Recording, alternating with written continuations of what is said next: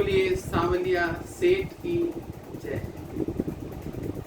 मित्रों, मैं आचार्य मनोज कुमार त्रिवेदी आपका अपने चैनल में स्वागत करता हूं। और आज मैं आपके लिए बिल्कुल नया ही सब्जेक्ट के ऊपर एक वीडियो लेके आया हूं। हमारे चैनल पे हमेशा बिल्कुल नए सब्जेक्ट के ऊपर में, नए पॉइंट्स के ऊपर में ही आपको नए नए वीडियो मिलते रहेंगे, जो आपकी बहुत छोटी छोटी समस्याएं जीवन की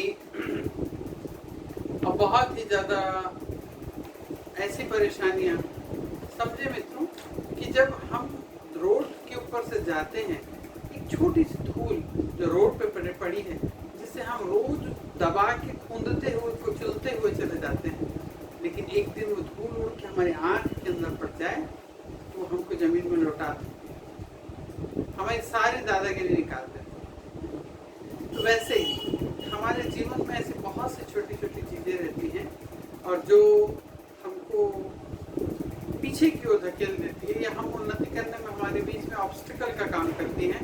आज मैं जो आपके लिए वीडियो लेके आया हूं, इसे आखिरी तक, अंत तक जरूर देखें, पूरा वीडियो देखें, थोड़ा सा चला के नहीं, इसे जब आप पूरे और स्किप करके ना देखें, पूरा वीडियो देखें, तब आपको ठीक से इसे समझ में आएगा।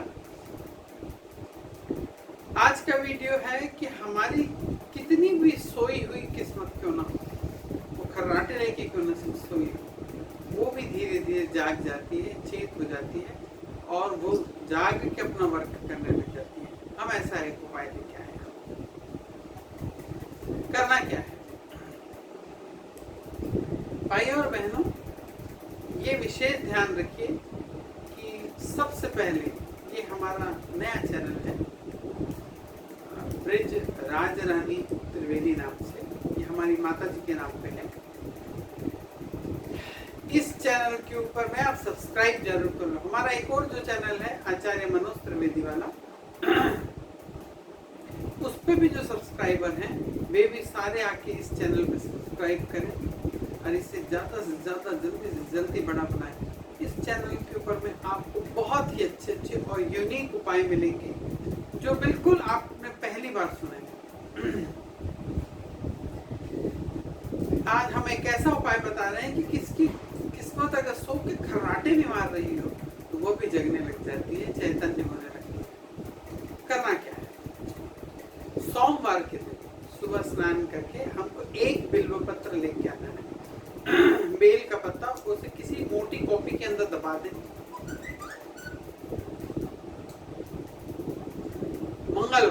मंगलवार के दिन हमें एक बड़ का पत्ता लेके आना है, उसे 2-4 पेज छोड़ के उसे दबा दें।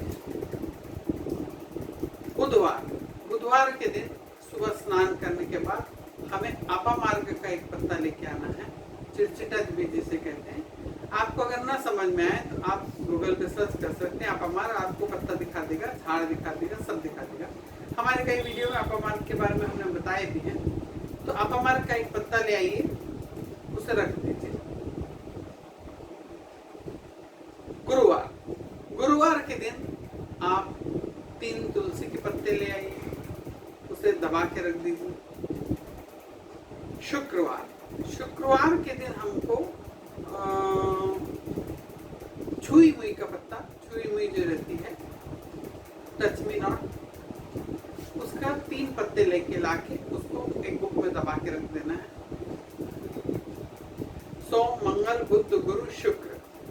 अब आ गया शनिवार के दिन हमको क्या करना है, शनिवार के दिन हमें एक पीपल का पत्ता लाके इसको बुक में दबा देना है। लेकिन एक चीज का विशेष ध्यान रखिए कि जो आप पत्ते लाएंगे, ये सारे पत्ते किसी देव स्थान के मंदिर के पास हो, मंदिर के अंदर लगे हो, मंदिर के प्रांगण में लगे हो।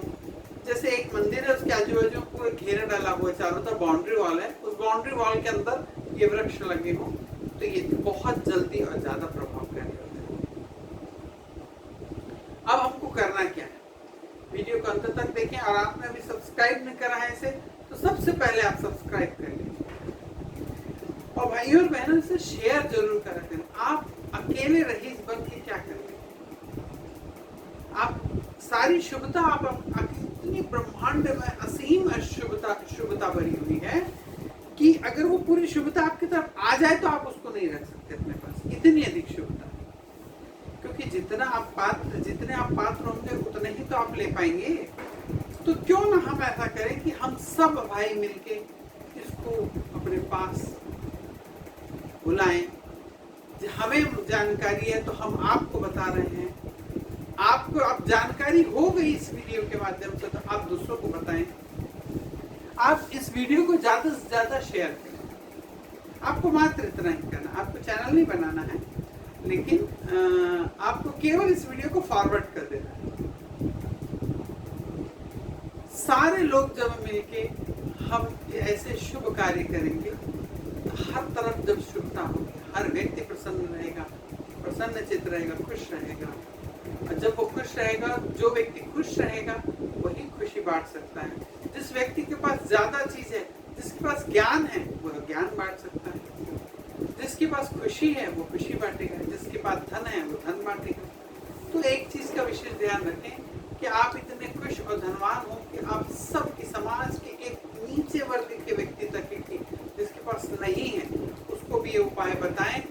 ऐसा करो, उसे सुधार करें, उसके जीवन में सुधार करें। भाई और बहनों, हम और आप हमारे जो प्राचीनतम पूरे सनातन धर्म की जो चीजें हैं इनको भूल गए। अब भूल क्यों गए हैं?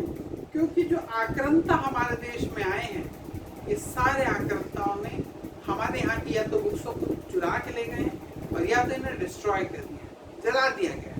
अब ये बताइए, एक्यूप्रेशर जो पद्धति होती है, एक्यूप्रेशर पद्धति है, लोग कहते थे चाइनीज पद्धति है। कैसे चाइनीज पद्धति है ये? आप ये बताएं, हमारे यहाँ भगवान राम, राजा राम कृष्ण, उनके समय से हम लोगों के यहाँ कान छेदन किया जाता है, एक्यूपंक्चर पद्धति। ये सारी पद्धतियां हमारी ही हैं, हमारे देश की हैं। ये सब चोरी करके ले गए हैं, ये चुरा के ले गए हैं, उसको थोड़ा मॉडिफाइड करके, सुधार करके, लच्छेदार लगा के और वापस हमको परोसा जा रहा है। हमारे यहाँ पे जब विवाह होता है तो बहनों के बिछिया दबाई की रस्म होती है, लेकिन पैर की उंगलियों में बिछिया पहना के उसे दबाया जाता है, क्योंकि अब वो गृहस्थ आश्रम में प्रवेश कर रही है। इस पूरे आश्रम में बहुत से बिल्कुल नया, जिस प्रकार एक पौधा एक जमीन से उखाड़ के नई जमीन में लगाया जाता है, वैसे ही विवाह नए परिवेश में जब वो लगेगा तो फलने फूलने में टाइम लगता है और इससे उसके शरीर को मानसिक बहुत से कष्ट होते हैं। तो खास रस्में बनाई जाती थी कि कड़े पहनाए जाते हैं हाथ के अंदर, कि यहाँ पे एक्यूप्रेशर बना रहे, अंगूठियां पहनाई जाती हैं, पैर में बिछियां पहनाई जाती है, कान छेदन करके एक्यूपंक्चर किया जाता है। ये सब भारत के लिए है। हमारे यहाँ सब दबी पड़ी रही, हमने इसको उपयोग नहीं करा, चोरों ने इसका उपयोग किया, चुरा के यहाँ से ले गए और वही चोर वहाँ अब बड़े बड़े प्रोफेसर बन के बैठे हुए। तो ये वहाँ के इन्होंने डेवलप किया, ये वोंग शोंग फोंग शोंग इनने डेवलप किया, ऐसा बताने लग गए। ये सारी पद्धतियाँ भारत की। तो ये हमेशा ध्यान रखिए कि जितने सनातन धर्म में है इतना किसी भी धर्म में नहीं है। और हम आपको हर बार बोलते हैं कि आप जब बच्चों को बताएंगे, जब आप इसको बताएंगे कि तुम ऐसा करो, तो आप उसका रीजन नहीं दे पाते। इसलिए हम आपको कहते हैं कि आप बच्चों को जब अपना मोबाइल देते हैं, बच्चों को मोबाइल का उनके पास में है, हमारे इस राज रानी वाले चैनल को सब्सक्राइब कराइए और उन्हें कहें कि रोज आने वाले इस वीडियोस को देखो। धीरे धीरे जब वो रोज इस चीजों को सुनते हैं, धीरे धीरे सुनने से उनके अंदर संस्कारों का डेवलप होता है, वो अपने सनातन धर्म के ओर दृढ़ होते हैं। फिर इस प्रकार का लव जिहाद, कोई किसी को भड़का के ले जा रहा, कोई धर्म परिवर्तन कर रहा, इस प्रकार का कुछ नहीं होने वाला। इसलिए नहीं होगा क्योंकि हमारे बच्चे हमारे धर्म को बेस क्या है कि हमारे धर्म में एक एक चीज में कितना परमाणु अणु भरा पड़ा हुआ है, बड़े बड़े परमाणु के विस्फोट भरे हुए हैं। इतनी ऊर्जाओं से उत्प्रोत होने के कारण में वो जान नहीं पाते हैं, इसलिए उसे तुच्छ समझ लेते हैं। और जो तुच्छ टाइप के लोग हैं वो लच्छेदार कुछ और कहानियां बता के उसको हमारा अपना धर्म के बारे में या फिर उनको बहकाने के बारे में, या तुम्हारा धर्म बेकार है, इसमें कुछ नहीं है। इस प्रकार की सब चीज़ें बना के, जोक्स बना के, अपने वीडियोस बना के, जोक बना के हर जगह लोग करते रहते हैं। तो आप इन वीडियोस को अपने बच्चों को भी दिखाएं, खुद देखें, पर घर के हर व्यक्ति बच्चों को दिखाएं। हमने इसके पहले आपको एक वीडियो में बताया था कि आदेश आप किससे सुन रहे हैं, ये बहुत मायने रखता है कि आपको आदेश कहाँ से मिला।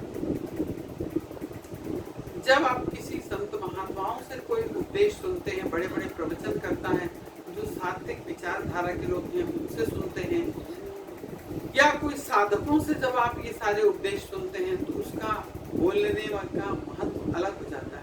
बच्चे भी उसको समझते हैं। जब वो धीरे धीरे समझते हैं तो ये वाणी, ये वाइब्रेशन उनके शरीर के अणु अणु तक अंदर चला जाता है। वो धीरे धीरे, आज नहीं मानते, धीरे धीरे। हमारे यहाँ तो कितने ऐसे बच्चे आए या कितने पेरेंट्स ऐसे आते हैं जिनके बच्चे भगवान को पूजते ही नहीं, पूजा पाठ ही नहीं करते, सब बेकार बातें, सब ढोकोसले ही करते। लेकिन हमेशा हमारे यहाँ आते रहने से, हमसे बात काउंसलिंग करते रहने से, वो आज पूर्णतः धर्म को मानते हैं, गीता का रोज पाठ कर रहे हैं, अपने धर्म के ऊपर रिसर्च तक कर रहे हैं, शोध करने बैठ गए हैं बच्चे कि और हम इससे ज़्यादा क्या पा सकते हैं। उनके डाउट्स रहते हैं, वो हमारे पास आके क्लियर करते रहते हैं। तो इसलिए हम कहते हैं कि अपने बच्चों को ये जरूर सिखाएं, और ये जो चैनल पे हम डालते हैं, इसे बताएं धीरे धीरे क्या है इसका रीजन, वो पता तो चले। तो ये समझें कि हमारे इससे 500 साल पहले अगर किसी व्यक्ति ने बोल दिया कि सबसे पहला जो जीव है मछली ढूंढा गया था, सबने मान लिया, क्योंकि वो बुक्स में बच्चों को पढ़ाया जा रहा है, फला साइंटिस्ट ने ढूंढ लिया था इस पृथ्वी का सबसे पहला जीव मछली था, वो साइंटिस्ट ने ढूंढा है। अरे हमारे धर्म शास्त्र आज हजारों वर्षों से चीख चीख के कह रहे हैं कि भगवान विष्णु ने पहला अवतार मत्स्य अवतार लिया था। या हम पहले से जानते हैं, ये 500 साल पहले से नहीं, हजारों वर्षों से जानते हैं। तो इसीलिए जब आप ऐसे रीजन के साथ बच्चे समझेंगे, आप रीजन नहीं दे पाते हैं, रीजन के साथ जब धीरे धीरे इन चैनल में आने वाले वीडियोस को सुनेंगे, धीरे धीरे उनका धर्म, अपने धर्म के प्रति कट्टर होंगे, उनका रुझान बढ़ेगा, वो अपने धर्म को अच्छी तरीके से समझ पाएंगे, उसकी बारीकियों को समझ पाएंगे। इसलिए अपने बच्चों को ये वाला चैनल जरूर दिखाएं और कहें कि वीडियो क्या आपको क्या मोबाइल तब मिलेगा जब इस चैनल पे आने वाली वीडियो को आप पूरा सुनेंगे, और स्किप करके बिल्कुल ना सुनें, क्योंकि बीच में थोड़ी चीज़ आप सुनेंगे और थोड़ा हमने दूसरा उदाहरण दे दिया तो फिर कुछ और हो जाएगा, इसलिए पूरा सुनें। अब जब हमने ये 7 दिन, हमने 7 पत्ते, 5, 6, 7 पत्ते जमा कर लिए हैं, इनको करना क्या है, इन पूरे पत्तों को एक पॉलिथीन का उससे बड़ा एक बैग ले लीजिए, उसके अंदर पूरे पत्तों को रख लें, और उसके अंदर एक करेंसी, कड़क नोट जो कहीं उपयोग ना हुआ, गड्डी के अंदर का कोई भी एक नया नोट उसके अंदर आप डाल के बंद कर दीजिए, और 43 डेज तक, 43 दिन तक आप अपने सिरहाने के नीचे या आपके गद्दे के नीचे इस पत्तियों को डाल, गद्दे के नीचे इस बैग को डाल दें और सोएं। 43 डेज तक इस पत्तियों को रखें अपने पास। 43 डेज के बाद आप इन पत्तियों को निकाल के जल में विसर्जित कर दीजिए, या फिर अपने घर में किसी गमले में मिट्टी में हटा के डाल दीजिए। 43 दिन के बाद फिर आप ये पत्तों को एक एक करके फिर 7 दिन जमा करिए, फिर उसको 43 दिन के अपने, इस प्रकार क्रम से आप करते रहें। वो जो आपने एक बार नोट उपयोग करा, उस नोट का उपयोग आप वापस इस उपचार के लिए न करें। अब आप उस नोट का उपयोग बाहर कर सकते हैं, लेकिन इस प्रयोग के लिए ना करें। आप नया एक नोट लेके उसके अंदर रखिए और फिर 43 दिन के लिए इन पत्तियों को अपने बेड के नीचे डाल दीजिए। आप विश्वास करिए दोस्तों, सुनने में बहुत ही अजीब लगते हैं ये उपाय, लेकिन ये आपकी खर्राटे लेते हुए सोती हुई आपकी किस्मत को भी धीरे धीरे खोलने में सहायक होंगे। और 43 दिन ये समझते जाएं, हम इसलिए बोलते हैं कि इसे स्किप ना करें और पूरा देखें। 43 दिन ही क्यों, 43 डेज हमने क्यों कहा? हर चीज का एक क्वेश्चन है। असली में 27 नक्षत्रों में जो चंद्रमा है, वो 27 नक्षत्र पूरे की पूरे 43 डेज में कंप्लीट करता है। 27 नक्षत्र तो जब हम पूरे नक्षत्रों के दिनों में इनका पत्तों को रखते हैं तो वो पूरा हमने किसी भी नक्षत्र से चालू करो 43 44 डे में वही नक्षत्र पड़ने वाला है, यानी हमारा पूरा एक सर्कल पूरा हो गया, चंद्रमा का एक पूरा सर्कल पूरा हो गया 27 नक्षत्रों का। तो भाइयों और बहनों, इसे ज़्यादा से ज़्यादा शेयर करें, सबसे पहले सब्सक्राइब कर लीजिए और इसे ज़्यादा से ज़्यादा लोगों को सब्सक्राइब करें। रोज कम से कम 1 या 2 लोगों को इस चैनल पे जोड़ें भाइयों और बहनों। और बोलो राधे राधे, जय कन्हैया।